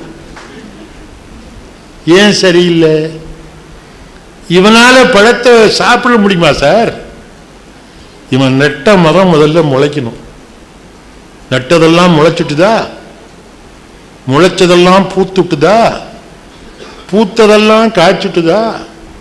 காய்ச்சதெல்லாம் பழுக்கிற வரைக்கும் உயிரோடு இருந்ததா? ஒரு புயல் அடிச்சு கீழே போயிட்டுதுன்னா அப்ப இதையெல்லாம் இவனால செய்ய முடியுமா? நட முடியும், தண்ணி ஊத்த முடியும், இதைத்தான் அவன் செய்யலாம். ஆனா அது விளைந்து கனி கொடுப்பது இவன் கையில் இல்லை. அப்போ பலன் என்பது உன் கையில் இல்லை. உன் கையில் இல்லாததை எதிர்பார்ப்பது அறிவுடைமையா? ஐயாவுடைய அக்கௌண்ட்ல இருக்கிற பணமெல்லாம் எனக்கு நான் எதிர்பார்க்கலாமா? எப்படி சார் இது? எப்படி நான் எதிர்பார்க்கறது? பார்க்க முடியாது. எதிர்பார்த்தா ஒன்று நான் தப்பானவனா இருக்கணும், அல்லது பேராசக்காரனா இருக்கணும், அல்லது நான் துரோகியா இருக்கணும். ஏன்? அவருக்காச்சு அவர்கிட்ட தான் இருக்கும், அது நமக்கு வர முடியாது. வேணா நான் கேட்கலாம், ஐயா எனக்கு கொஞ்சம் கஷ்டமா இருக்குது, உதவி பண்ணுங்க அப்படின்னு கேட்கலாம். அதுக்கு எனக்கு உரிமை உண்டு. ஆனால் அவர் பணமெல்லாம் எனக்கு வர வேண்டும் என்று நான் ஆசைப்பட முடியாது. எனக்கு உரியது அல்லாததை நான் ஆசைப்படக்கூடாது. அதைத்தான் இந்த ஸ்லோகம் சொல்லுகிறது. இது தப்பா? நீ சம்பளம் வாங்காதுன்னு சொல்லல, உனக்கு வருமானு பாரு, வராது. மத்திய கவர்மெண்ட் கொடுத்த 8% கொடுத்துட்டான். ஏன்? ஒரே காரணம் தான், கொஞ்ச நாள் கழிச்சு கொடுத்துருப்பான். இப்ப இந்த எலெக்ஷன் நடக்குது, சீக்கிரமா கொடுத்துருவோம் இல்லைங்களா? அதுக்காக தானே வேகமா தர்றேன். நாம இருந்தாலும் அதான் செய்வோம், யாரா இருந்தாலும் அதான் செய்வான். பலனை எதிர்பார்க்காமல் எவனும் காரியம் செய்ய மாட்டான். செய்தால் அவன் முட்டாள். பலனை எதிர்பாருங்கள், ஆனால் வருமா என்பதை மட்டும் சிந்தித்து எதிர்பாருங்கள். வராததற்காக ஆசைப்படாதீர்கள். அந்த நட்ட மாமரம் பழுத்து நீ உயிரோடு இருந்து அந்த பழம் சாப்பிடலாம். பழுக்கும் என்பதற்கும் உத்தரவாதம் இல்லை, அதுவரைக்கும் நீ உயிரோடு இருப்பாய் என்பதற்கும் உத்தரவாதம் இல்லை. அப்புறம் எப்படி நான் சாப்பிடுவேன்னு நினைக்கிறது? அதுதான் சொல்றாரு. என்னப்பா அது? நீ இருக்கணும், மரமும் இருக்கணும், அதுவும் பழுக்கணும், அது பழுத்தது உன் கைக்குள்ள கிடைக்கணும், கிடைச்ச பிறகுதான் நீ சாப்பிடணும். சாப்பிடும்போது யாராவது, அவர் ராமலிங்கசாமி சொன்னார், உண்ணு வேணும் தொண்டை விக்கி கூடுமோன்னார். சாப்பிட்டா கூட தொண்டையில போய் விற்கிடுமோ அப்படின்னு சொன்னார். அவ்வளவு கூட தடை இருக்குதா இல்லையா ஒவ்வொரு விஷயத்துக்கும்? அதனால இந்த பழத்தை என் பேரன் சாப்பிடணும்னு நீ நினைச்சின்னா நடக்கலாம், அதுவும் கூட நடக்கலாம் தான். ஏன்? உனக்கு பேரன் ஒருத்தன் பிறந்து அவன் இந்த மாம்பழத்தை சாப்பிட்ற அளவுக்கு டயாபெட்டிஸ் இல்லாம இருந்து அப்பதான் இந்த பழத்தை சாப்பிட முடியுமே தவிர, அவன் பாட்டுக்கு கம்ப்யூட்டர் படிச்சுட்டு அமெரிக்காவுக்கு போயிட்டான்னா எப்படி சாப்பிடுவான்? அது நம்ம கையில் இருக்கா? இல்ல. பேரன் சாப்பிடுவான்னு நினைக்கலாம், அது கூட நம் கையில் இல்லை. அதுவும் ஆண்டவன் பார்த்து கொடுக்க வேண்டும். ஆகையினாலே பலனை எதிர்பார்க்காதே அப்படின்னு சொன்னா பலனே வேண்டாம் என்ற அர்த்தம் அல்ல. உனக்கு கிடைக்காததற்கு நீ ஆசைப்படாதே, கிடைப்பதற்கு ஆசைப்படு, அதற்கு முயற்சி கொள், அது தப்பு இல்லை.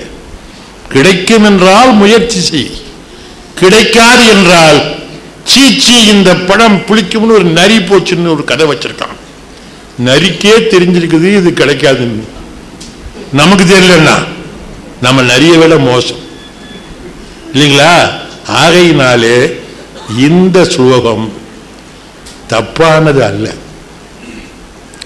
யாரும் சம்பளம் வாங்காதீங்க அப்படின்னு கிருஷ்ண பகவான் சொல்லவே இல்லை, சத்தியமாக சொல்லவில்லை. இதை நான் சொல்லவில்லை, ராமானுஜர் சொல்லுகிறார். ராமானுஜர் என்ன சொன்னார்? ராமானுஜர் என்ன சார், வைஷ்ணவத்தை பற்றி தப்பாவெல்லாம் பேசிட்டீங்க, ராமானுஜரை பற்றி உயர்வாக பேசுறீங்கன்னு கேட்கக்கூடாது. நான் வைஷ்ணவத்தை தப்பா பேசல, ராமானுஜரையும் தப்பா பேச. ராமானுஜர் ஒரு பெரிய மகான், அவர் மாதிரி ஒரு பெரிய அருளாளரை வரலாறு காணவில்லை. ஏன்னா மகாத்மா காந்திக்கு முந்தைய தீண்டாமை ஒழித்த மாபெரும் ஞானி ராமானுஜர். அந்த ராமானுஜர் என்ன சொல்லுகிறார்? உயர்ந்த ஞானிகளுக்காக இந்த ஸ்லோகம் சொல்லப்பட்டது. புரியுதுங்களா? எதுவும் வேண்டாம் என்று நினைக்கின்ற ஞானிகளுக்காக இது சொல்லப்பட்டது. எதை கொடுத்தாலும் வாங்காதவன் இருக்கிறானே, அவன் ஒன்றுக்கு ஆசைப்பட மாட்டான். அதனால இது சொல்லப்பட்டது. அதற்கு அபரிக்கிரகம்னு பேர். கொடுக்கிறத வாங்கிக்கலாம், கொடுக்க வேண்டும் என்று நிர்பந்திக்க கூடாது. அது மாதிரி கூட பரிக்கிரகம் அபரிக்கிரகம்னு பேர். பழைய காலத்தில் ஞானிகள் எல்லாம் பிச்சை எடுத்துதான் சாப்பிட்டான். இப்போலாம் பிச்சை எடுத்து சாப்பிட வேண்டியவெல்லாம் ஞானியா போயிட்டான் இல்லைங்களா?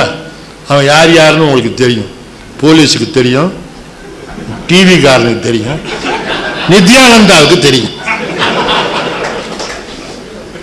அது மாதிரி அபரிக்கிரகம்னா என்ன? யாரிடமும் எதையும் எந்த காலத்திலும் எதிர்பார்க்காத ஒரே ஞானி வேதாத்ரி மகரிஷி. அவருக்கு தான் அது பொருந்தும். இவ்வளவு பெரிய விஷயத்தை கொடுத்துட்டு அவர் என்னங்க வாங்கினாரு? மூச்சு தான் வாங்கினார் இல்லைங்களா? வேற ஒன்றும் வாங்கல. வேற அசாமியா இருந்தா என்னென்னமோ வாங்கியிருப்பான்ல, வித்திருப்பான்ல. இத விற்கலையே அவரு. என்ன காரணம்? இது நான் கொடுப்பதல்ல, கடவுள் கொடுப்பது. அது மக்களுக்காக கொடுக்கப்பட்டது. நான் அதற்கு இடையில இருக்கின்ற ஒரு தரகன். நான் ஒரு போஸ்ட்மேன். வந்த கடிதத்தை உரிய லாசத்திலே கொண்டு செலுத்த வேண்டியதுதான் போஸ்ட்மேனுடைய வேலை. அவனே எடுத்து படிக்கப்படாது. வந்த எம்மோவை அவனே செலவு பண்ணிட்டு ஒரு 10 நாள் கழிச்சு கொடுக்கப்படாது. அந்த மாதிரி தன்னை ஒரு போஸ்ட்மேனாக கருதி கொண்ட ஞானி, அபரிக்கிரகம் உடையவர் நம்முடைய வேதாத்ரி மகரிஷி அவர்கள். ஆகையினால அப்படிப்பட்டவங்களுக்கு தான் இந்த ஸ்லோகம் சொல்லப்பட்டது என்று ராமானுஜர் சொல்லுகிறார். அதனால இந்த மாதிரி பலனை எதிர்பார்க்காதன்னு சொல்லிவிட்டாருன்னு கிருஷ்ணனை திட்டாதீங்க. அது தப்பு. கிருஷ்ணா அப்படி சொல்லலை. கிருஷ்ண சொன்னதும் சரியல்ல. ஆகையினால் அவர் என்ன சொன்னார்? உனக்கு கிடைக்காததை நீ எதிர்பார்ப்பது தவறு. உனக்கு கிடைக்கக்கூடியதை எதிர்பார்க்கலாம் என்பதுதான் அதற்குள்ள பொருள். இன்னொரு ஸ்லோகம் 5 சொல்றேன்னு சொன்னேன், 2 சொல்லிவிட்டு 3 சொல்லிட்டேன். சம்பவாமி யுகே யுகே சொல்லிட்டேன். உங்களுக்கு தெரிஞ்சதுங்கிறதுனால விளக்கல. 3 ஆச்சு. இப்போ 4. சர்வ தர்மான் பரித்யஜ்ய சரணம் விரஜ. அதாவது நீ என்னென்ன தர்மங்களை செய்து கொண்டிருக்கிறாயோ, தர்மம் என்றால் ஒருத்தனுக்கு ஒன்றை கொடுப்பதற்கு தர்மம்னு பெயர் கிடையாது. அது நம்ம சொல்ற தப்பான அர்த்தம். நாம் செய்கின்ற ஒழுக்கங்கள், நடவடிக்கைகள், அதற்கு தர்மம்னு பெயர். அப்படி பார்த்தீங்கன்னா லஞ்சம் வாங்குவது கூட ஒரு தர்மம். என்ன சார் இப்படி சொல்றீங்க? ஆமா சார், அப்பவாவது கையெழுத்து போடுறானே அந்த பையில, அவன் கையெழுத்து போடுறதுக்காக தான் நீங்க தர்றீங்க. அப்போ அது ஒரு தர்மம் தானே. அவன் தர்மம் அது. அது எல்லாரும் கொடுக்க முடியுமா? இருக்கிறவங்க கொடுக்க முடியும், இல்லாதவங்க கொடுக்க முடியாது. அதனால ஒரு செயலினுடைய நடத்தையினுடைய ஒரு சிறப்புக்குத்தான் தர்மம்னு பேர்.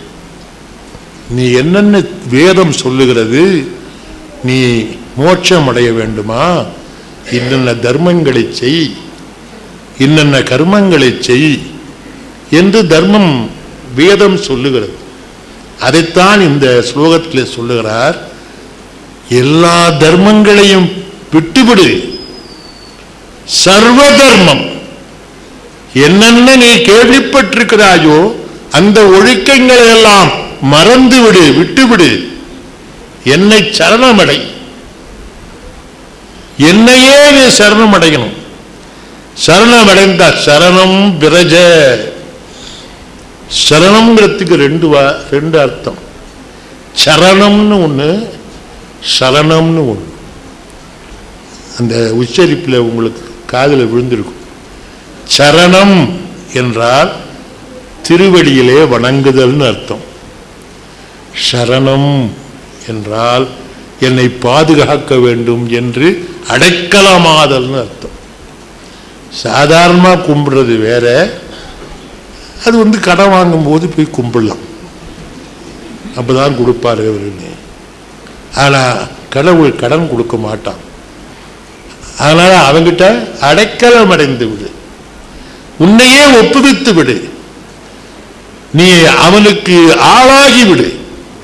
அப்படி ஆனால் உனக்கு எல்லாம் கிடைக்கும். சர்வ தர்மான் பரித்யஜ்ய மாம் ஏகம் சரணம் விரஜ. மாம் ஏகம், என் ஒருவனையே அப்படிங்கிறார்.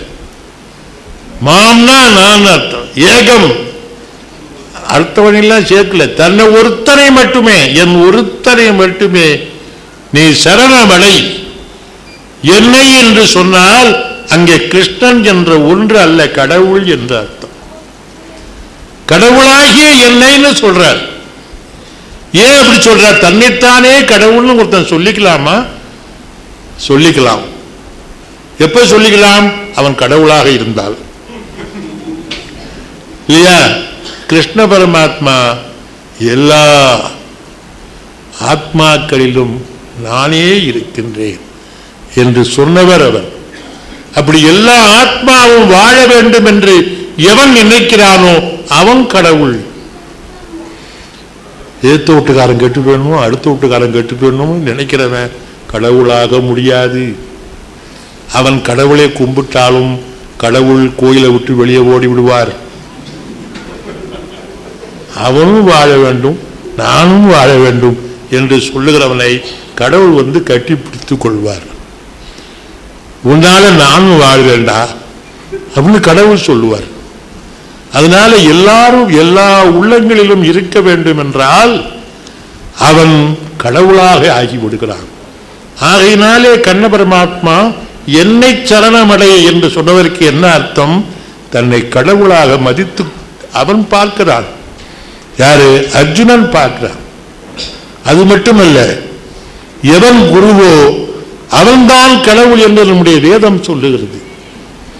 குருவா இருக்கிறவன், குருன்னா வாத்தியார் இல்லை, வாத்தியார் வேற குரு வேற. இப்போ கம்பு சண்டை கத்தி தர்றாங்கல்ல, அவங்களுக்கும் வாத்தியார்னு பேர். அதாவது ரவுடித்தனம் பண்றவனுக்கு என்ன பேரு? வாத்தியார்னு பேர். அதுவெல்லாம் அந்த காலம். இந்த காலத்தில் வாத்தியார்னா என்ன அர்த்தம்?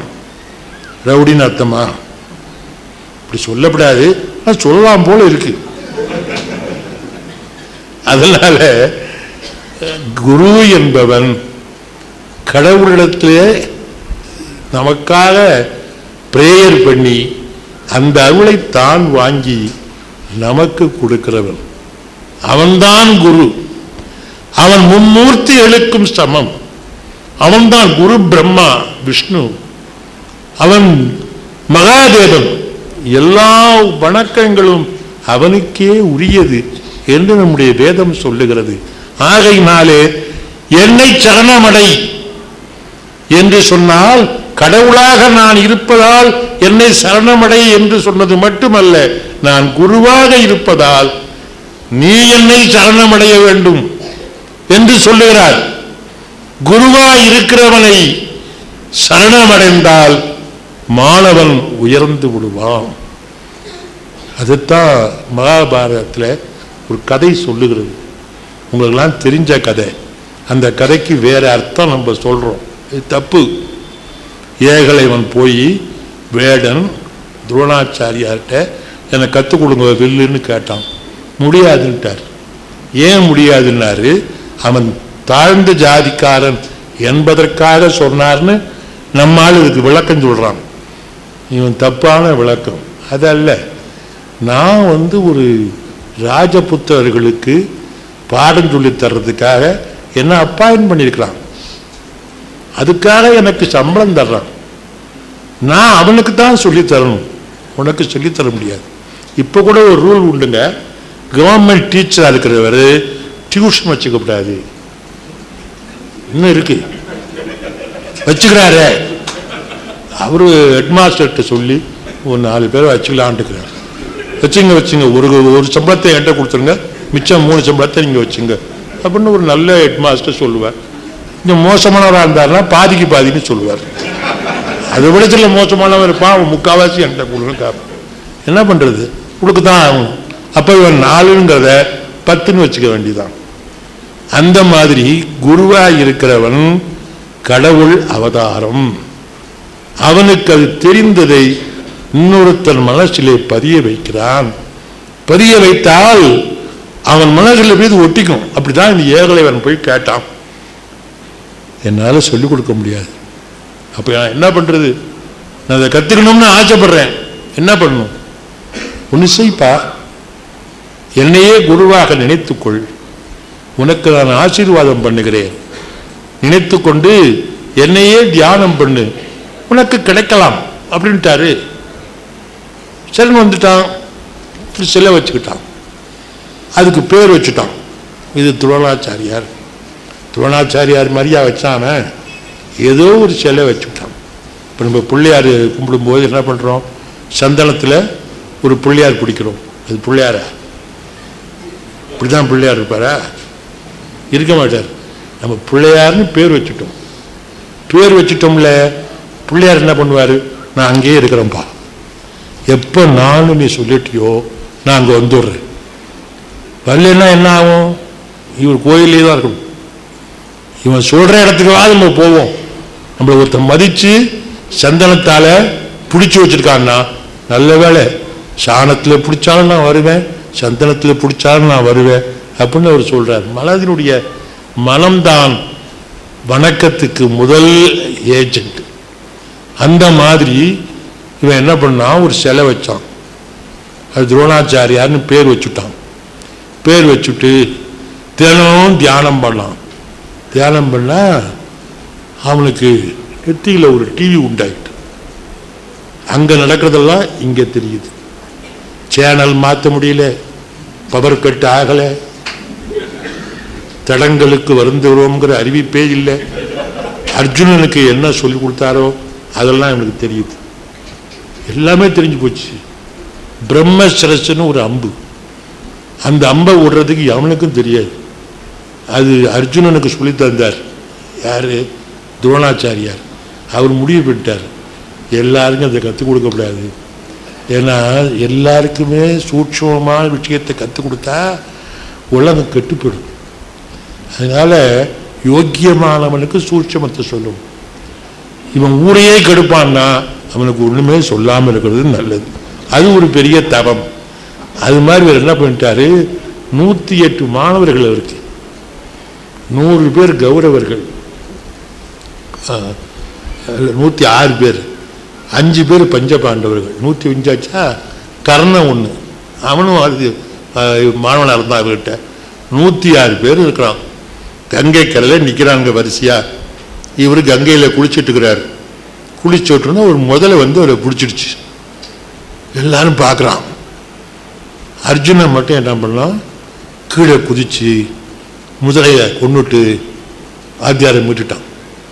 மற்ற 105 பேர் என்ன பண்ணலாம், நம்ம பையங்க மாதிரி முதல்ல ஜெயிக்குமா இல்லை வாத்தியார் ஜெயிப்பாரா அப்படின்னு கணக்கு போட்டிருந்தான்.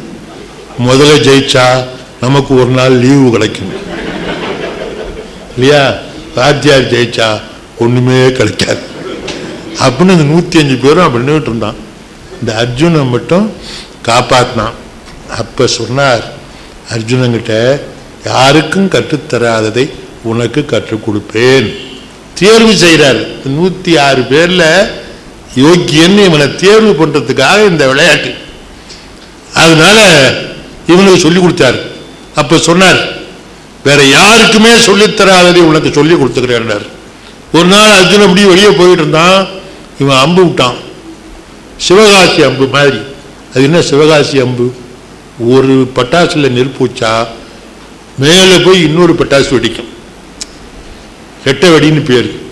அது மாதிரி ஒரு அம்பு விட்டா 7 அம்பு அதுலேருந்து புறப்படும் மந்திர சக்தினால. அதுக்குதான் பிரம்மசரஸ்ன்னு பேர். அதை விட்டாய்வன் யாரு? ஏகலைவன். அர்ஜுனன் பார்த்துட்டான். நேரா போன என்னடா நமக்கு மட்டும் தெரிஞ்ச ஒரு கலையை ஒரு வேடம் செய்கிறானே, உனக்கு யாரு குருன்னு? துரோணாச்சாரியார். கோவம் வந்துடுச்சு. நேரம் வந்துட்டான். ஏன்? சம்பளம் கொடுத்து படிச்சவன்லாமே இல்லையா? நேரம் வந்துடும் வாத்தியார்கிட்ட. ஏன் சார் எனக்கு மட்டும் சொல்லித்தரேன்னு சொல்லிவிட்டு ஒரு வேடனுக்கு நீங்க சொல்லி கொடுத்துருக்கீங்க இல்லையப்பா? அவர் மறந்துட்டார். அவர் எங்க சொல்லி கொடுத்தாரு? அவர் சொல்லி கொடுக்கவே இல்லை, மறந்து விட்டார். உடனே யாருப்பா பார்ப்போம் அப்படின்னு அழுந்தா இந்த ஏகலை அழைச்சிட்டு போறான். நீங்க தான் எனக்கு குரு. நானா?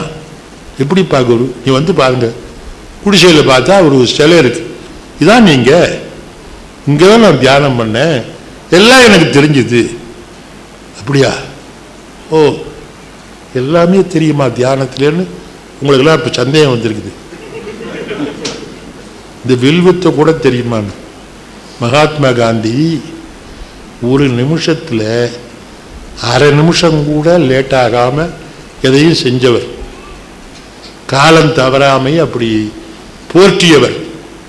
என்ன கருப்பு சட்டக்காரன்னு சொன்னார் யார்? நாராயணன். பெரியாரும் அப்படிதான் இருந்தவர். பெரியாரையும் நான் அவதார புருஷராகவே நினைக்கிறேன். அவர்கள் என்ன ஒரு சமுதாயத்தை திருத்த முடியுமா? ஒரு மனுஷன் செய்யக்கூடிய செயல் அது இல்லை. அவர் வேணா கடவுள் இல்லைன்னு சொல்லிக்கலாம், அது வேறு கதை. அதை நாம் தனியாக பேசிக்குவோம், அவர்கிட்ட வச்சு பேசக்கூடாது. அவருக்கே அந்த எண்ணம் இருந்தது, கடவுளை கும்பிட்ட எண்ணம் இருந்தது, அதனால் விட்டுடுங்க. அந்த மாதிரி மகாத்மா காந்தி லேட்டா போகாதவர். பல கூட்டங்களுக்கு லேட்டா போகும்படி ஆயிட்டுது. ஏன்? வண்டி வாசல்ல இப்போ மாதிரி கிடையாது. பயணம் கஷ்டம். பல இடத்துல நடந்து போகணும், மாட்டு வண்டியில் போகணும், ரயிலில் போகணும், பஸ் எல்லாம் இவ்வளவு கிடையாது. அப்படிப்பட்ட காலம். அப்படி போகும்போது 4-5 மணி நேரம் லேட்டா போயிருக்கிறாராம். அவரை பற்றி எழுதியிருக்கிறவங்க சொன்னதை நான் சொல்றேன். லேட்டா போன இவரு ராத்திரி 2 மணிக்கு உட்கார்ந்துருக்கான். இவர் பேசுவார்னு இவர் போய் உட்கார்ந்துருக்காரு. மைக்கெல்லாம் செக் பண்ணிட்டான். இவர் பேசவே இல்லை, தியானம் பண்ணிக்கிட்டு இருந்தார். யாரு? மகாத்மா காந்தி. 20 நிமிஷம் தியானம் பண்ணிக்கிறார். போயிட்டு வர்றேன்னு ஒரு வார்த்தை தான் பேசினார், போயிட்டார். ஒருத்தனாவது எந்திரிச்சு, ஏன்னா வந்தீங்க, நான் இவ்வளோ தான் உட்காந்துக்கிறோம், ஒன்றும் பேசாம போறீங்க அப்படின்னு சொல்லணுமா இல்லையா? ஒருத்தன் கூட சொல்லலையா? என்ன அர்த்தம் அப்படின்னு கேட்டா, அவருக்கு என்ன சொல்லணும்னு நினைச்சாரோ அதை தியானத்தின் மூலம் எல்லாருக்கும் பதிய வைத்து விட்டார். இப்ப நடந்தது சார், இது இப்ப நடந்தது, அவருடைய வரலாற்றில் இருக்குது. அவர் எழுதல, இது வெளிநாட்டுக்காரன் எழுதிக்கிறான். அவர் கூடவே போனவன் எழுதிக்கிறான், இதை பார்த்தவன் எழுதியிருக்கிறான். இப்பவும் சில சாமியார் இருக்காங்க, எனக்கு தெரியும் அவன் சாமியார்லாம், அவருடைய சிஷியர்லாம் சொல்லுவாங்க, இவர் அதை செய்வார் இதை செய்வார், ஒரு மண்ணாக்கட்டையும் செய்ய மாட்டார். ஆனால் அப்படி செய்வார்னு சொல்றவன்லாம் பக்கத்தில் இருப்பான், அவனுக்கு அதில் தம்படி வரும், அதனால சொல்லுவான். நான் ஒரு சாமியாரை பார்க்க போனேன், நான் பார்க்க போல, அவர் கூப்பிட்டாரு போனேன். எங்க குருநாதரை நீங்க புஸ்தகத்தில் எழுதிருக்கீங்க சார். அப்படியா? நான் எழுதலையா ஐயா அப்படின்னு எனக்கு மனசுக்குள்ள, இவரே இப்பதான் பார்க்குறோம், நான் எழுதுலேங்கிறானே. யாருன்னு? பாம்பாட்டி சித்திரம் எழுதிருக்கலாம் இல்லையா? ஆமா, அவரா இருந்தவர் தான் இவருங்கிறான். இப்ப நான் அவளை மறுக்கிறதா ஒத்துக்கிறதா? ஒத்துக்கிட்டா வம்பு, மறுத்தா ஆபத்து. அவன் ஆசிரமத்திலேருந்து நான் வெளியே வரணுமா இல்லையா? அதனால அப்படிங்களா அப்படின்ட்டு வந்துட்டேன். அப்போ நான் ஒத்துக்கொள்ளவும் இல்லை, மறுக்கவும் இல்லை. ஒத்துக்கொண்டால் ஆபத்து, இது தப்பு, மறுத்தால் ஆபத்து. அந்த மாதிரி நான் வந்துட்டேன். அதனால தியானத்தினால் எல்லாம் கைகூடும் என்பதனால்தான் இந்த பிரம்ம ஞானத்தை நாம் அடைய முடியும் என்று இந்த புஸ்தகம் முழுவதும் நம்ம சுவாமிஜியாகத்தான் சொல்றேன். கொஞ்ச நேரம் உட்காந்து இந்த 4 மணிலேருந்து காலையில் 6 மணி அப்போ உட்காரணும். அப்போதான் நல்லா தூக்கம் வருது. உண்மைதான். ஆனால் பழகுனா அந்த நேரத்தில் எழுப்ப வந்துடும், ஞாபகம் வந்துடும். நான் ஒரு சினிமாவில் நடித்தேன்னா அந்த படம் ஓடலை, அதனால உங்களுக்கு தெரியாது. நான் நடித்ததுனால ஓடலை நினைக்காதீங்க. நடிக்க வேண்டிய சத்யராய் தான் கதாநாயகன், அது நடித்தா ஓடலை. ஏன் ஓடலைன்னா அவருக்கும் தெரியாது, டைரக்டருக்கும் தெரியாது, கதை எழுதினவனுக்கும் தெரியாது. அப்புறம் எப்படி எனக்கு தெரியும்? சில படம் ஏன் ஓடுதுன்னு எடுத்தவனுக்கே தெரியல. ஓடும்னு நினைச்ச படம் ஓடவே இல்லை, அதுக்கும் காரணம் தெரியல. இன்னும் யோசனை போயிட்டு இருக்கிறான். ஆனால் எவனும் ஓடாதவன் கூட அந்த தொழிலை விட்டு வெளியே வர்றதே இல்லை. என்னைக்காவது ஓடும். அப்படி ஒரு படம் நான் எடுப்பேன் அப்படின்னு தான் உட்காந்துக்கிறான்.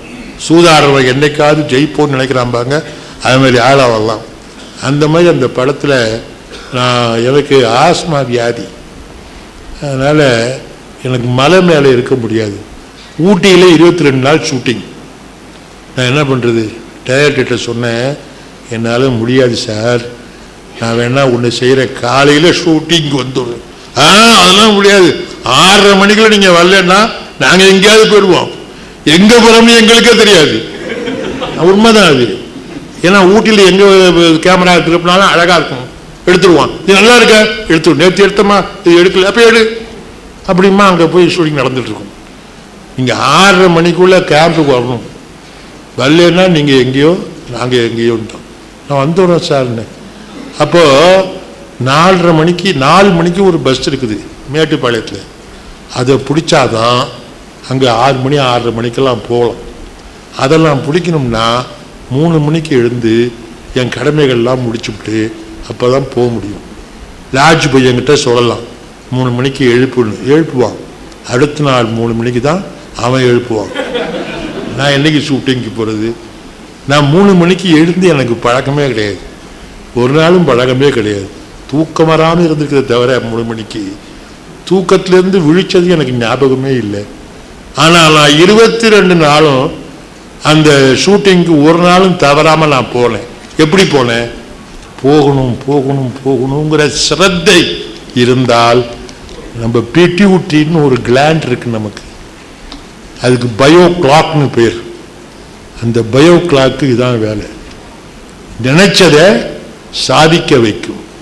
அப்படி நினைச்சுக்கிட்டே படுத்திருந்தீங்கன்னா 4 மணிக்கு எழுந்திருக்கணும்னு 3 நாளில் பழக்கம் ஆகிடும். அப்படி ஆகும். அப்படி ஆனால் அந்த 4 மணியிலிருந்து 6 மணிக்குள்ள அதுக்கு பிரம்ம முகூர்த்தம்னு பேர். அந்த நேரத்தில் செய்கிறவைகள் நம் மனத்தோடு ஒன்றும் நம் ஆத்மாவோடு ஒன்றும் அந்த நேரத்தில் தியானம் செய்ய வேண்டும் என்பது நம்முடைய பெரியோர்கள் நமக்கு காட்டியிருக்கிற வழி. ஆகையினாலே பிரம்ம ஞானம் என்பதுதான் சுவாமிஜி நமக்கு கீதையினுடைய சாரமாக கொடுத்த நூல் என்பதை சொல்லி 4 ஸ்லோகம்தான் சொல்லியிருக்கிறேன். அது போதும். அதிகமாக சொன்னால் அடுத்த தரம் கூப்பிட மாட்டீங்க. அதனால் அடுத்த தரம் கூப்பிட்றாப்புல வைக்கணும்னா கொஞ்சம் மிச்சம் வைக்கணுங்கிறதுக்காக 5வது ஸ்லோகத்தை சொல்லவில்லை. தெரியாதனால இல்லை, எழுதிக்கிட்டே வந்திருக்கிறேன். அதனால் மறுபடியும் நீங்கள் கூப்பிட்டீங்கன்னா பேசுகிறேன், கூப்பிடலன்னா போயிட்டு போகுது, இந்த கடிதாசியை விட்டுடுவேன், அவ்வளோதானே. அதனால் இவ்வளவு நேரமும் கீதையை நீங்கள் எளியவனாகிய என்னுடைய வாக்கினாலே கேட்டு பொறுமையோடு கேட்டதற்கு நன்றி. இப்படி இன்னொரு நூலை சுவாமியினுடைய தத்துவங்களோடு சார்த்தி சொல்ல வேண்டும் என்று இந்த அமைப்பை ஏற்படுத்தி இருக்கிற பிஷன் மாணவர்களுக்கும் இந்த அறிவு திருக்கோயில் பொறுப்பாளர்களுக்கும் என் நன்றி. இதற்கு தலைமையேற்று பொறுமையோடு அவர்களுடைய வேலையெல்லாம் எனக்கு என்னன்னு தெரியும். ஒரு 5 நிமிஷம் கூட அவங்களால அந்த வேலைகளில் ஈடுபடாமல் இருக்க முடியாது. அதையெல்லாம் விட்டு வந்திருக்கிறார்கள். அவர்களுக்கு என்னுடைய நன்றி. இதற்கு வாழ்த்துறை வழங்கிய ஐயா அவர்களுக்கு என்னுடைய நன்றி என்று சொல்லி, இறைவனுடைய திருவருள் உங்கள் எல்லாருக்கும் கிடைக்க வேண்டும் என்று இறைவனை வேண்டிக் கொண்டு வாய்ப்புக்கு நன்றி தெரிவிக்கிறேன். வணக்கம், நன்றி. வாழ்க வளமுடன், வாழ்க வளமுடன், வாழ்க வளமுடன். இந்த தகவல் உங்களுக்கு பிடிச்சிருந்தா லைக் பண்ணுங்க, உங்க ஃப்ரெண்ட்ஸுக்கு ஷேர் பண்ணுங்க, மறக்காம எங்க சேனலுக்கு சப்ஸ்கிரைப் பண்ணுங்க.